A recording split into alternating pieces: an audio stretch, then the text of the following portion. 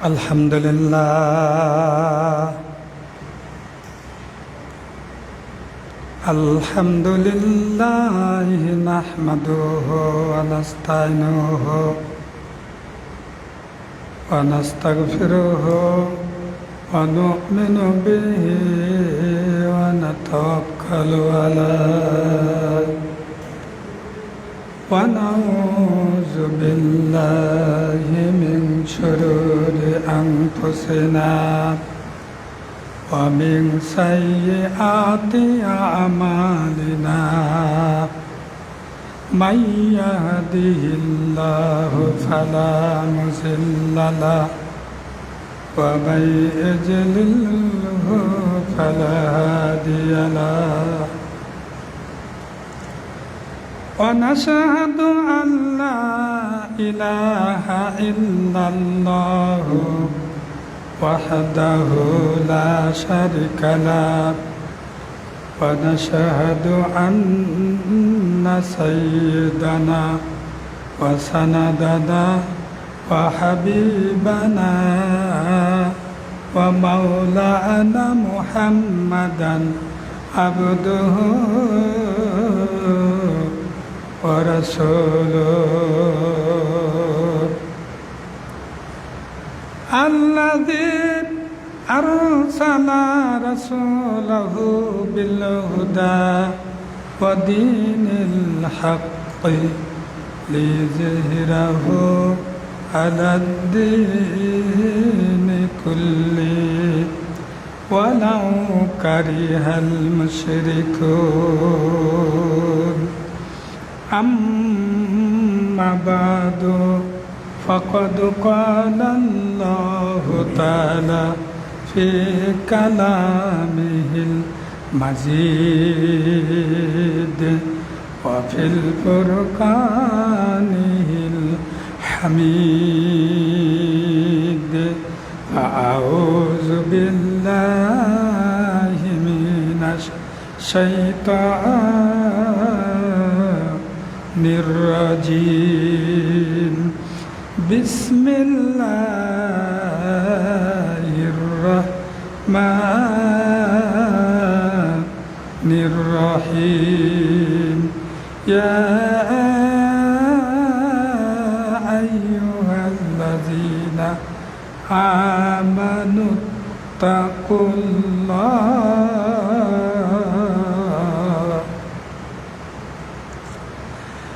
haqqa tuqatih wa la tamutunna illa wa antum muslimun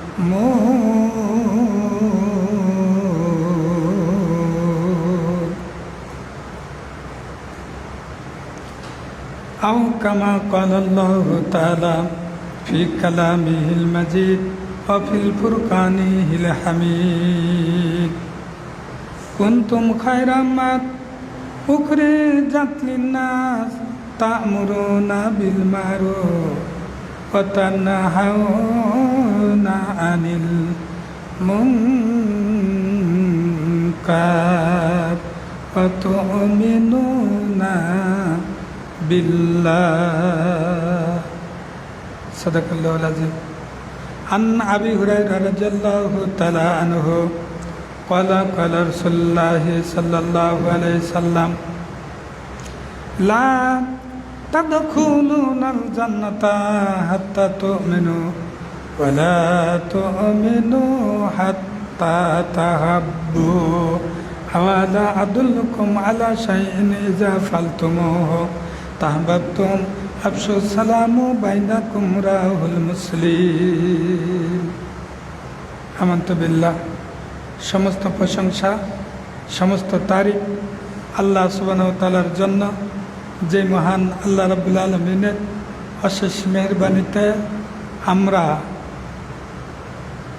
এই জুমা মসজিদে হাজির হওয়ার তৌফিক পেয়েছি যার লক্ষ্যে সে মহান আল্লাহ সুবহানাহু ওয়া তাআলার দরবারে শুকরিয়া জ্ঞাপন করছি। আমরা সব বলছি আলহামদুলিল্লাহ। এবং তেনার প্রেরিত রাসূল হজরত আহমদ মুস্তফা মোহাম্মদ মুস্তফা সাল্লাল্লাহু আলাইহি সাল্লাম, যিনি অশান্তির পৃথিবীতে শান্তির বার্তা নিয়ে এসেছিলেন, তাহারা মানুষদেরকে পথের দিশা দেবার জন্য এই সুন্দর মোহিনীতে পৃথিবীতে এসেছিলেন। সেই মহান মানব আল্লাহ রসুলের রোজা মোবারকে শতকোটি দরুদ ও সালাম বর্ষিত হোক। আমরা সব বলছি সাল্লাল্লাহু আলাইহি সাল্লাম। সম্মানিত উপস্থিতি, কোরআনে কারিম থেকে একটি আয়াত আপনাদের সামনে তেলাওয়াত করেছি। পাশাপাশি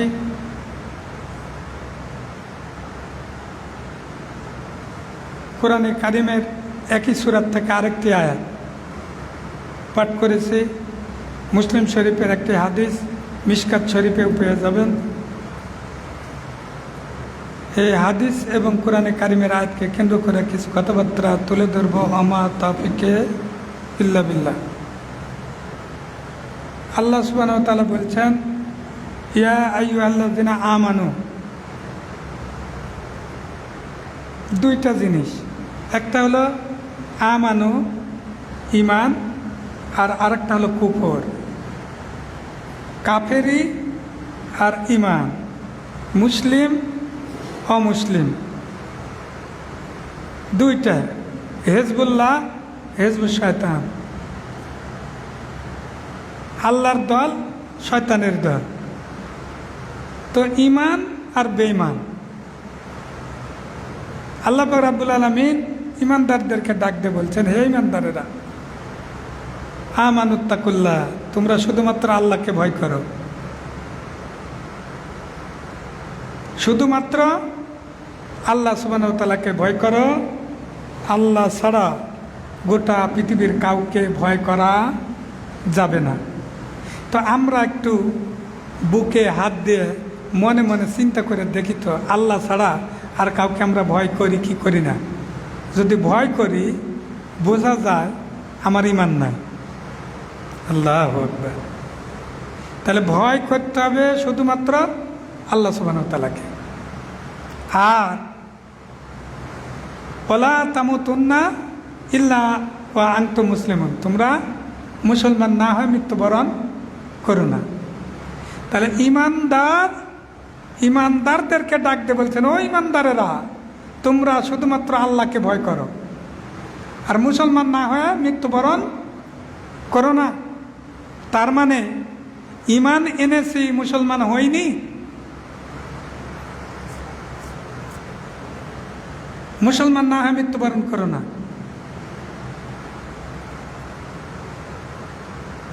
এটা হলো সূরা আলে ইমরান 102 নম্বর আয়াত।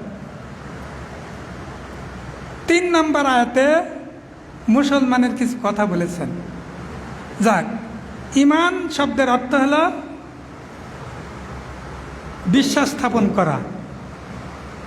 আমরা কিছু কিছু ভাইরা আছি, আমরা বলি যে আমাদের আকীদা ঠিক আছে, আমাদের আকীদা ঠিক আছে। যখন জিজ্ঞেস করা হয়, আল্লাহ সুবহানাহু ওয়া তাআলা সূরা আলে ইমরান 103 নম্বর আয়াত, আল্লাহ বললেন, ওয়া তাসিমু বিহাবলিল্লাহি জামিয়া।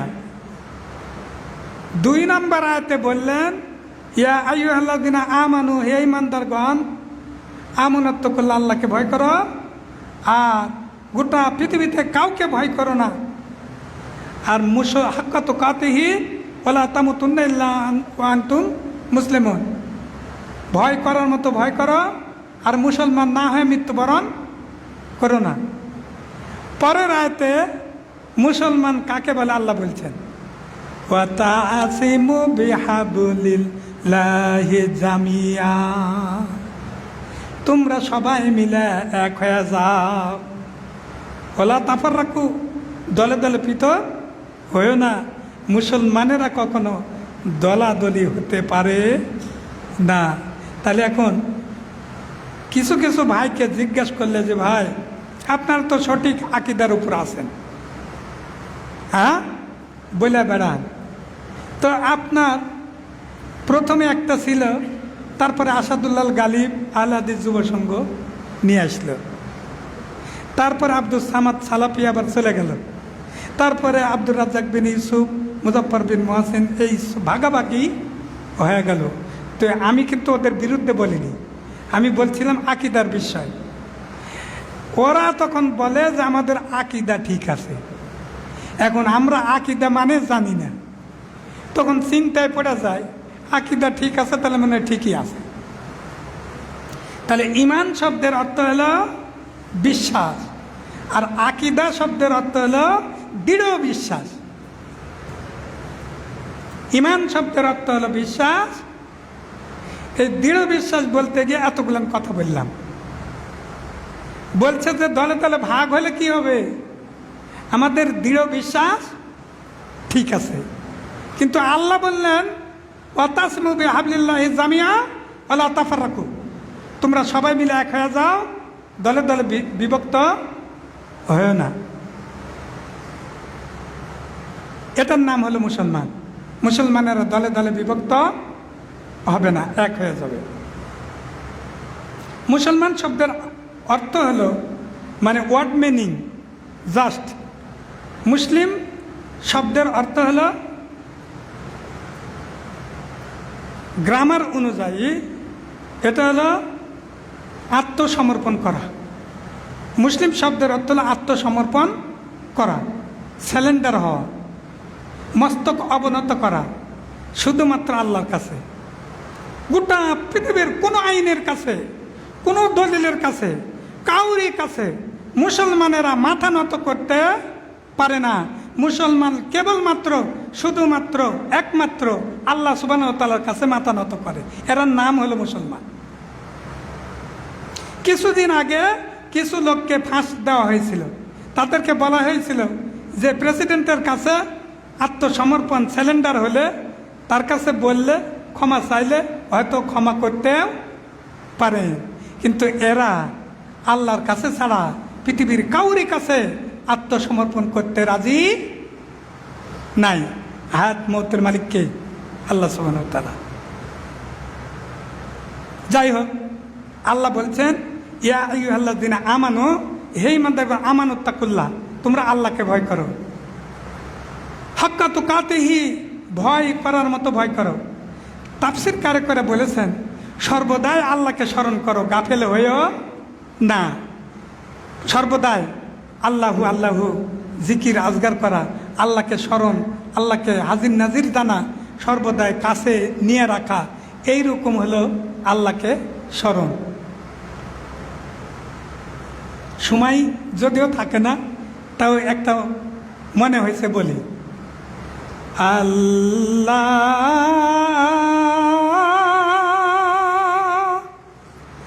তুমি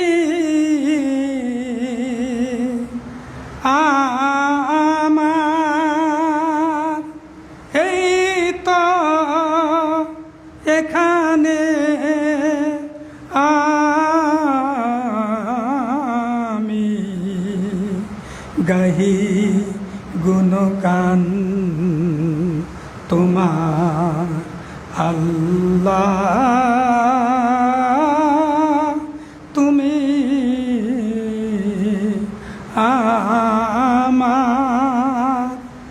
আল্লাহু আল্লাহু জিকির মনে সারাক্ষণ, ওই নামেরই তাসবিহ আমার, ওই নামেরই তাসবিহ আমার, প্রাণে জাগায় আলোড়ন।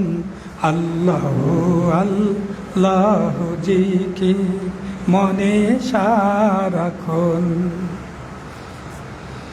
নদী যেমন সাগর পানে বেয়ে চলে যায়, মনটায় আমার সবই ছেড়ে কাবার দেশে যায়। পাখির মতন দানা মেলে করছি আমি কল্পনা, ছায়া পাবার আর সে আলা আশায় আমার অনুক্ষণ আল্লাহু আল্লাহু জিকির মনে সারাক্ষণ, ওই নামেরই তাসবিহ আমার, ওই নামেরই তাসবিহ আমার, প্রাণে জাগায় আলোড়ন। আল্লাহু আল্লাহু জিকির মনে সারাক্ষণ। ফাগুন মাসের স্নিগ্ধ পরশ যখন লাগে গায়, মনটায় আমার সবই ছেড়ে কাবার দেশে যায়। পুবাল হাওয়ায় গা ভাসিয়ে কাবার দেশে যেতে চায়।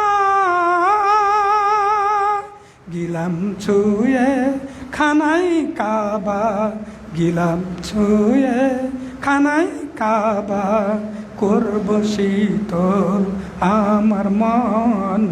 আল্লাহু আল্লাহু জিকির মনে সারাক্ষণ, ওই নামেরই তাসবিহ আমার, ওই নামেরই তাসবিহ আমার, প্রাণে জাগায় আলোড়ন। আল্লাহু আল্লাহু জিকির মনে সারাক্ষণ। আল্লাহ তুমি আমার। আল্লাহ সুবহানাহু ওয়া তাআলা বলছেন যে ইয়া আইয়ুহাল্লাযীনা আমানুত্তাকুল্লাহ, হে ঈমানদারগণ, তোমরা শুধুমাত্র আমি আল্লাহ রাব্বুল আলামিনকে ভয় করো, হাক্কা তুকাতিহি, ভয় করার মতো ভয় করো। তার মানে সর্বদাই আল্লাহর জিকির অন্তঃকরণের মধ্যে থাকবে, আল্লাহ সাথে থাকবে। আল্লাহ যার সাথে থাকে এই ব্যক্তির দ্বারা গোটা পৃথিবীর কোনো অন্যায় সম্ভব নয়। সমস্ত অন্যায় অপকর্ম তার কাছ থেকে ধুয়ে মুছে চলে যাবে।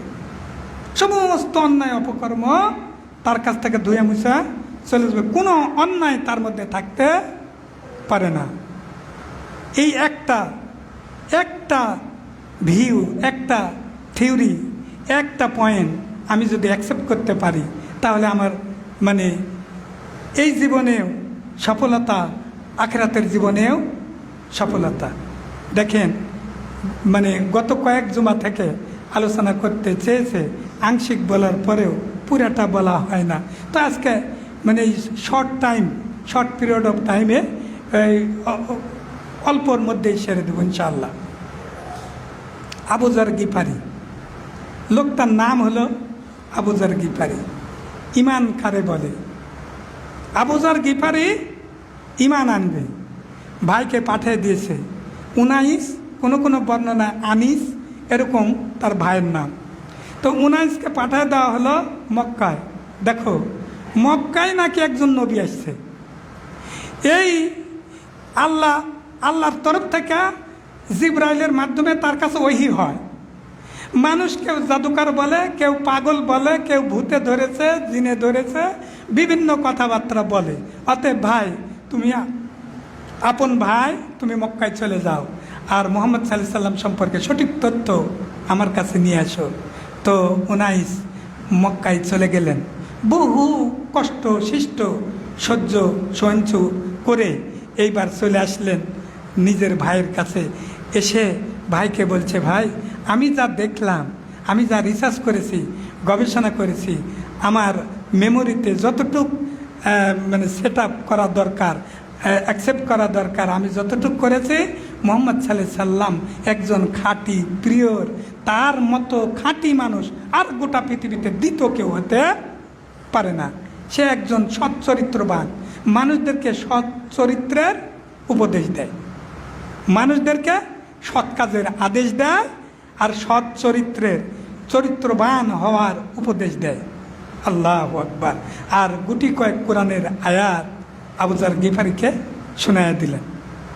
আবু যার গিফারি বলছে, ভাই, আমি তোমাকে মক্কায় পাঠিয়েছিলাম মুহাম্মাদুর রাসূলুল্লাহ সাল্লাল্লাহু আলাইহি সাল্লামকে জিনে ধরেছে, ভূতে ধরেছে, জাদু করেছে, তাবিজ করেছে। মানুষ বিভিন্নভাবে তাকে গুন্ডা, পান্ডা, সন্ডা, লম্পট। আর এর চাইতে খারাপ মানুষ গোটা আরবের মধ্যে আর দ্বিতীয় কেউ নাই।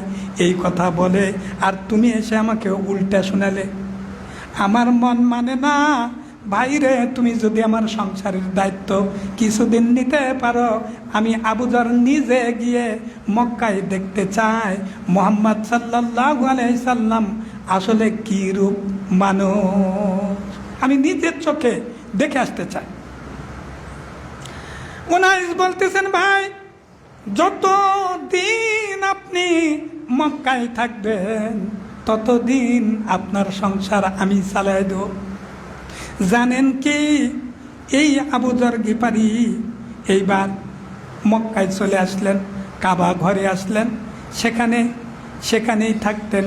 কোনো বর্ণনা রয়েছে জমজম কূপের পাশে, ওখানেই শুয়ে থাকতেন।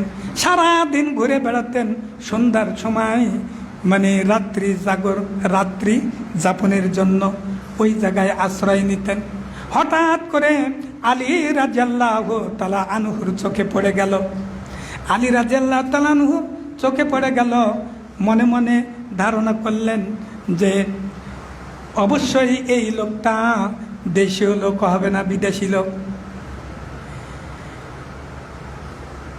আলী রাদিয়াল্লাহু তাআলা আনহু আবু যর গিফারিকে বললেন, গিফার আবু যর ভাই, তুমি মনে হয় বিদেশি লোক, ও আগন্তুক ব্যক্তি, তুমি মনে হয় বিদেশি লোক। সে বলছে, হ্যাঁ বিদেশি। কোথায় তোমার বাসা? তো বলছে, গিফার পল্লীতে। এখানে কি জন্য এসেছ? এই কথা জিজ্ঞেস করলেন না, বরং বললেন, আমি তোমাকে মানে অতিথি হিসাবে গ্রহণ করতে চাই, আমার বাড়ি তোমার মেহমান হিসাবে যেতে হবে, আমি মেজবান হতে চাই, তোমাকে মেহমান বানাতে চাই। সাথে সাথে আবু যর গিফারি আর দেরি করলেন না, তার বাসায় চলে গেলেন, রাত্রি যাপন করলেন। পরের দিন আবার চতুর্দিকে ঘোরাফেরা করলেন। ওই জায়গায় আবার আলী রাদিয়াল্লাহু তাআলার সঙ্গে সন্ধ্যায় দেখা। আলী রাদিয়াল্লাহু তাআলা আবার দাওয়াত দিলেন, তার বাসায় আবার গেলেন, তার মেহমানদারি করলেন। তৃতীয় দিন আবার দেখা, কি ব্যাপার? আলী রাদিয়াল্লাহু তাআলা মনে মনে চিন্তা করতেছেন, যেই কাজে আসছে ওই কাজ মনে হয় সমাধান হয়নি।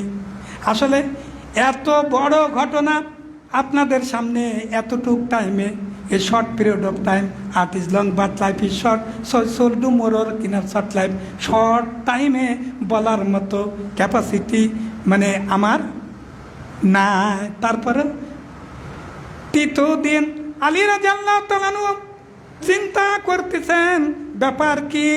আবু যর গিফারি যেই কাজে মক্কায় এসেছে এই কাজটা মনে হয় নাই।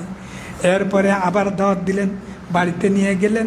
এর গভীর রাত্রে আলী রাদিয়াল্লাহু তাআলা মানে নিজের মনকে তিনি দোষী সাব্যস্ত করলেন। মনে মনে বলতেছেন, এই ব্যক্তিটা 3 দিন যাবত আমার বাড়িতে মেহমান, কেন মক্কায় এসেছে? এই কথাটা পর্যন্ত আমি আলী জিজ্ঞাসা করলাম না, এটা তো অন্যায় হয়ে গেছে। এইবার আবু যর গিফারির কাছে যে বলছেন, ভাই কেন মক্কায় আসলেন? 3 দিন ধরে আপনার উদ্দেশ্য, আপনার এম কি সাকসেসফুল হলো না, কি কারণে এসেছেন? এইবার আবু যর গিফারি মনে মনে চিন্তা করতেছেন, এই তোমরা এক জায়গায় বসবে না, তোমরা কি এক জায়গায় বসা জায়েজ নাই? তাহলে ছোট বাচ্চারা এক জায়গায় বসা যাবে?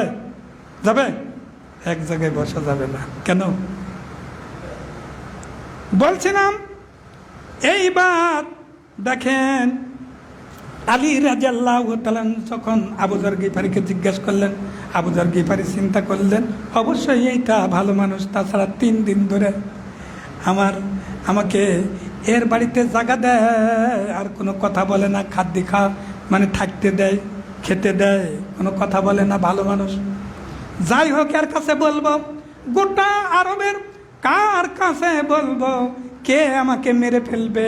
মৃত্যু ভয় আবু যরের মানে বুকের মধ্যে ছিল কি ছিল না? মৃত্যু ভয়ের কারণে কাউকে বলেনি। আরবের যাকে বলবে যদি মুহাম্মদ সাল্লাল্লাহু আলাইহি সাল্লামের বিরুদ্ধাচারণমূলক লোক হয় তাহলে সাথে সাথে মেরে ফেলবে। এই কারণে এই ভয়ে আর বলে নাই। কিন্তু আলী রাদিয়াল্লাহু তাআলা যেহেতু মেহমানদারি করছেন, একে বলা যায়। এইরকম করে আলী রাদিয়াল্লাহু তাআলাকে বললেন, ভাইরে, আমি মুহাম্মদ সাল্লাল্লাহু আলাইহি সাল্লামের সাথে দেখা করতে চাই। সে কেমন লোক, আসলে ভালো লোক না জিনে ধরা না ভূতে ধরা, আমি দেখতে চাই। আলী রাদিয়াল্লাহু তাআলা বললেন, আসল জায়গায় তুমি এসেছ, অন্য কোনো জায়গায় এই কথা যদি বলতে তুমি আবু যরের লাশ পর্যন্ত ওই গিফার রাজ্যে পুষত না। আলী রাদিয়াল্লাহু তাআলা বললেন, আমার সাথে তুমি আবু যর গিফারি আমার সাথে যাওয়াও তোমার জন্য অত্যন্ত কঠিন হবে। তবে শুনে রাখো, কাল ভোরে আমি যখন যেতে থাকব তুমি আমার পিছু পিছে যাবে। কিন্তু আমি কোনো কারণে রাস্তার ডান পার্শ্বে অথবা বাম পার্শ্বে যদি বসে যায়, তুমি আবু যর গিফারি কোশ্চিন কালেও 1 সেকেন্ডের জন্য দাঁড়াবে না, তুমি সাথে সাথে চলে যাবে। মানুষ দেখলে যেন মনে করে একসাথে যায় না, এইরকম। আর আমি যেই দিকে দিক নির্দেশনা দিব সেই দিকেই দেখবে মুহাম্মদ রাসূলুল্লাহ সাল্লাল্লাহু আলাইহি সাল্লাম। এক বর্ণনায় আমি পেয়েছি, আমি পড়েছি যে আবু যর গিফারি আলী রাদিয়াল্লাহু তাআলার সাথে যাচ্ছেন, হঠাৎ করে একটা ঢেল নিয়ে এইভাবে ছুঁড়ে দিলেন।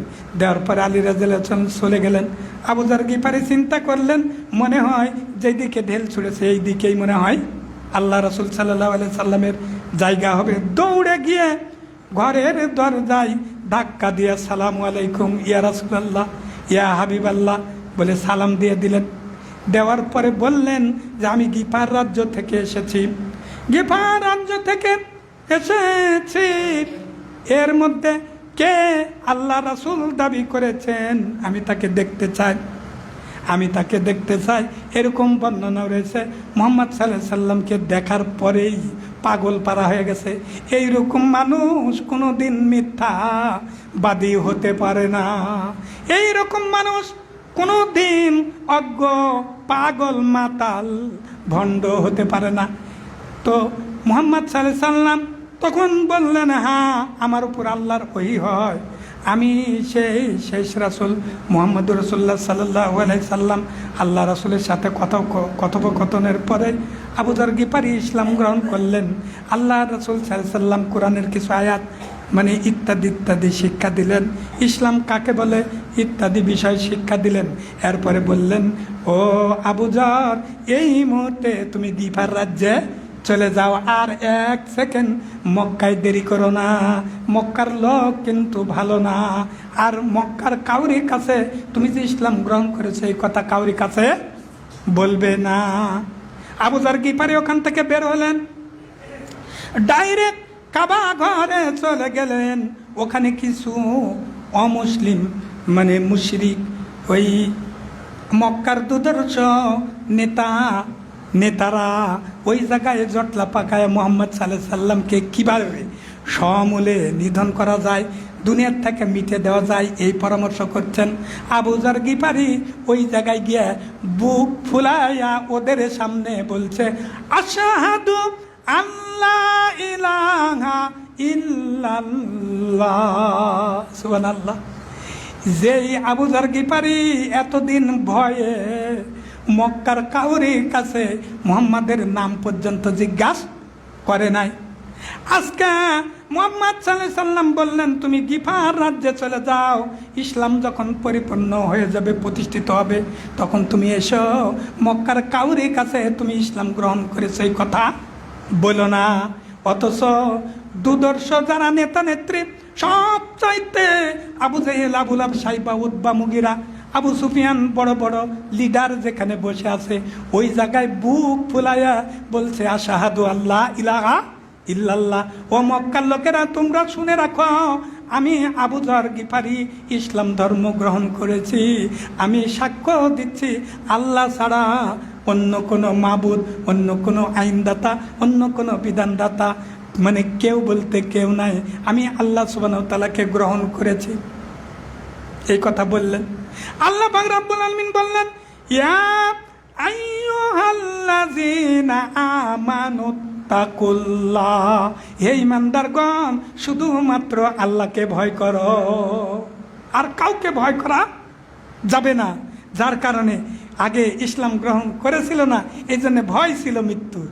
ইসলাম গ্রহণ করার পরে মৃত্যুর ভয় তার অন্তর থেকে, হার্ট থেকে আউট হয়ে গেছে। যার কারণে প্রকাশ্যে বলছে, বলা ও সারা চতুর্দিক থেকে, মানে মৌমাছির চাকে ঢেল মারলে যে অবস্থা হয়ে যায়, আবু যর গিফারিকে মেরেই ফেলবে, এই অবস্থা। আব্দুল্লাহ ইবনে আব্বাস রাদিয়াল্লাহু তাআলা আনহু সেখানে এসে বলছে, ওই তোমরা যে ওই যে শাম দেশ, সিরিয়া ইত্যাদি জায়গায় তোমরা ব্যবসা বাণিজ্য করার জন্য যাও, ওই গিফার পল্লী দিয়ে যেতে হয়, ওদের চক্ষু মানে কাজ দিয়ে যেতে হয়। অতএব আবু যরকে যদি তোমরা মেরে ফেলো, তোমাদের ব্যবসা বাণিজ্য সব বন্ধ হয়ে যাবে, ছেড়ে দাও। ছেড়ে দিল। দ্বিতীয় দিন ওইভাবে আবার চিৎকার করে, ইত্যাদি ইত্যাদি বহুত ঘটনা। তো যাই হোক, এইভাবেই ইসলাম এসেছে। জানেন কত কষ্টে আমরা পাওয়ার পরে গুরুত্ব দিই না। আবু যর গিফারি ইসলাম গ্রহণ করার পরে ওই যে আবু জেহেল, আবু লাহাব, সাইবা, উতবা, মুগিরা, যারা মানুষের তৈরি করা মতবাদ দেয়া রাষ্ট্র চালায়, ওদের সাথে সম্পর্ক রাখলো কি রাখলো না? রসুলের কাছে ইসলাম গ্রহণ করলো আর এর সাথে রাজনীতি করলো, তাই কি না? রাজনীতি এক জিনিস, ধর্ম আর এক জিনিস। এখন আবু জেহেলের সাথে রাজনীতি করে আর মুহাম্মাদের ধর্ম মানে, এরকম না। এদের সাথে কোনো সম্পর্ক, ফের মুশরিকদের সাথে মুসলমানদের কোশ্চেন কালেও কোনো সম্পর্ক থাকতে পারে না। আল্লাহু আকবার। যদি সম্পর্ক থাকে ও মুনাফিক, টাটকা মুনাফিক। যেমন ওই যে আব্দুল্লাহ ইবনে উবাই আল্লাহ রাসূলের পিছনে নামাজ পড়তো, রোজা করতো, হজ করতো, যাকাত দিত, আর গোপন বিষয়গুলো আবু জেহেলকে জানাতো। আবু জেহেলের সাথে সম্পর্ক, আল্লাহ রাসূলের পিছনে নামাজ। তো আল্লাহ বললেন, ওর জানাজা করো না, ওর জন্য 70 বার নবী দোয়া করলেও আমি আল্লাহ কবুল করব না। অতএব মুনাফিক হয়ে মৃত্যুর চাইতে আপাতত এখন তওবা করে মুসলমান হয়ে মৃত্যু হওয়া শ্রেয়। ওই জন্য বললেন, ওয়ালা তামুতুন্না ইল্লা ওয়া আনতুম মুসলিমুন, মুসলমান না হয়ে মৃত্যুবরণ করো না। যাই হোক, সময় শেষ, এই কারণে আর কিছুই বলতে পারলাম না। বলার মাধ্যমে কোনো ভুল ত্রুটি হলে ক্ষমা করবেন। বারাকাল্লাহু লানা ওয়া লাকুম ফিল কুরআনিল আযীম ওয়া নাফা'নি বিমা ফিহি যিকরিল হাকীম।